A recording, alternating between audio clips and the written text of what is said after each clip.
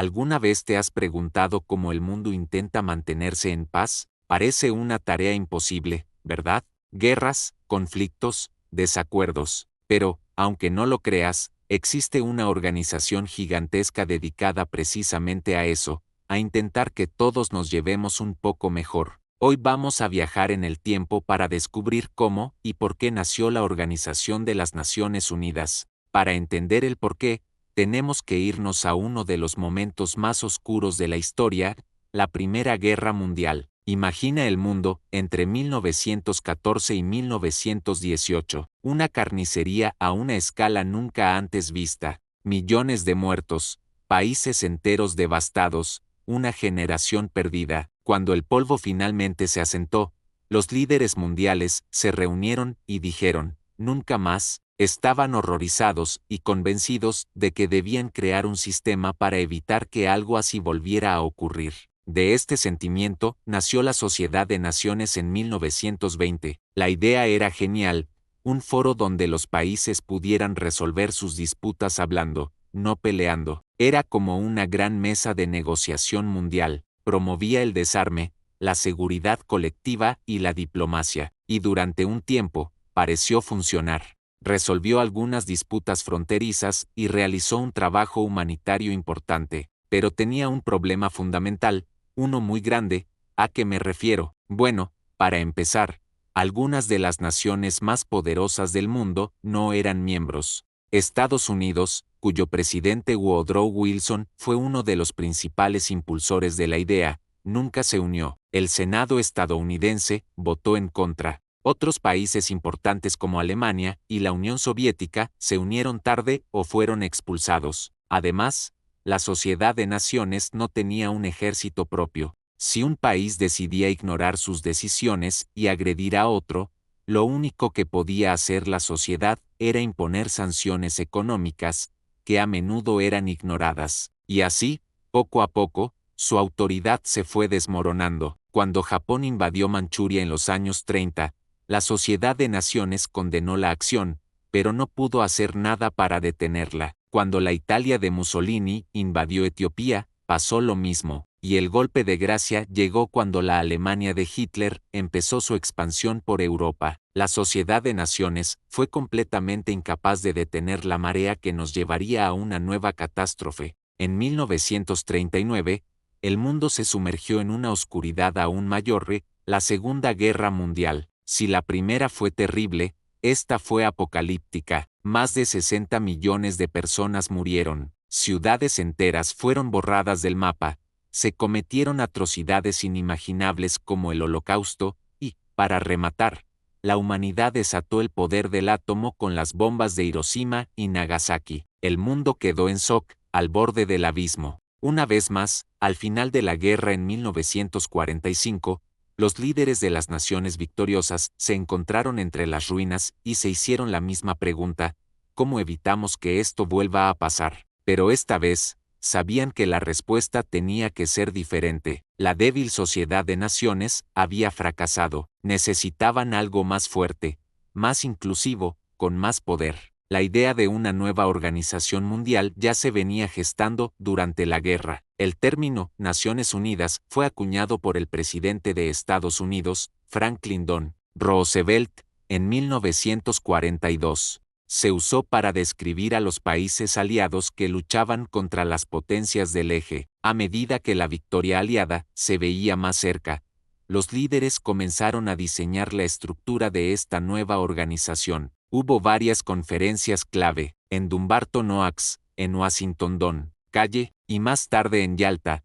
Los tres grandes, Roosevelt por Estados Unidos, Churchill por el Reino Unido y Stalin por la Unión Soviética, esbozaron los principios básicos. Discutieron sobre quién tendría poder, cómo se tomarían las decisiones y cuáles serían los objetivos principales. No fue fácil, había mucha desconfianza, especialmente entre la Unión Soviética y las potencias occidentales, lo que sentaría las bases de la futura Guerra Fría. Finalmente, el 25 de abril de 1945, mientras los últimos combates aún resonaban en Europa, delegados de 50 países se reunieron en San Francisco. Su misión: redactar la carta fundacional de la nueva organización. Imaginen la escena: representantes de naciones que habían sido enemigas mortales, o que acababan de ser liberadas, sentados juntos para construir un futuro de paz. Después de 2 meses de intensos debates y negociaciones,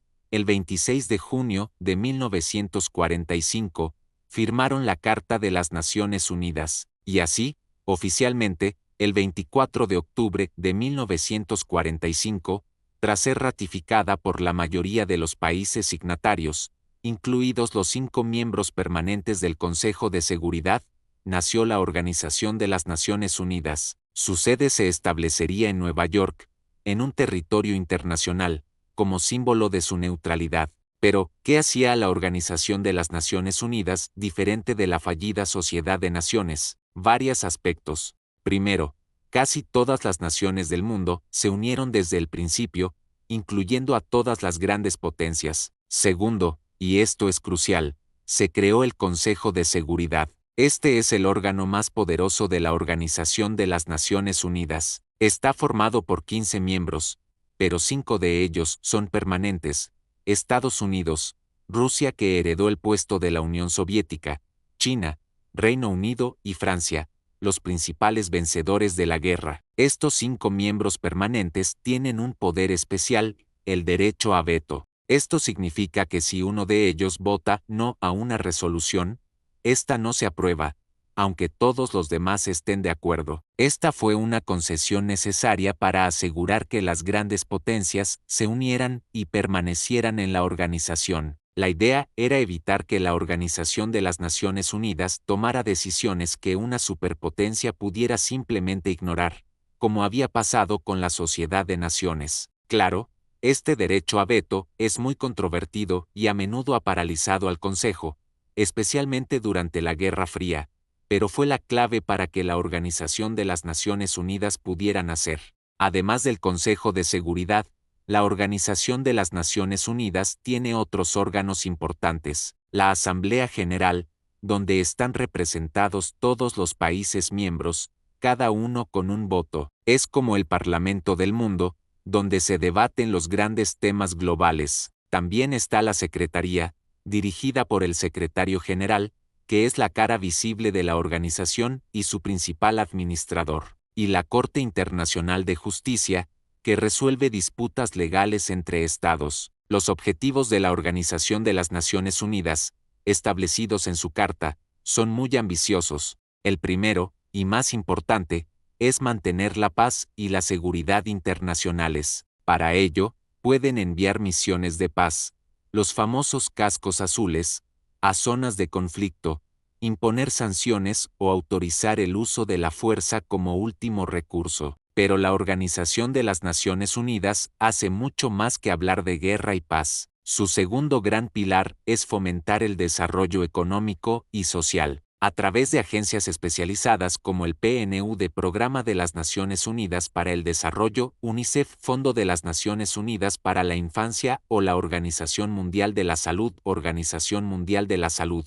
Construyen escuelas, vacunan a millones de niños, proporcionan alimentos en emergencias y promueven el desarrollo sostenible. El tercer pilar es la promoción y protección de los derechos humanos. Poco después de su fundación, en 1948, la Organización de las Naciones Unidas adoptó la Declaración Universal de los Derechos Humanos, un documento revolucionario que establece, por primera vez en la historia, los derechos y libertades fundamentales que toda persona debe tener, sin importar dónde viva. Así que, en resumen, la Organización de las Naciones Unidas nació de las cenizas de la peor guerra de la historia con una misión clara: salvar a las generaciones futuras del horror de la guerra, reafirmar los derechos humanos fundamentales, y promover el progreso social para todos. Es el resultado de una lección aprendida por las malas, que los problemas globales necesitan soluciones globales y que la cooperación es siempre mejor que el conflicto. Por supuesto,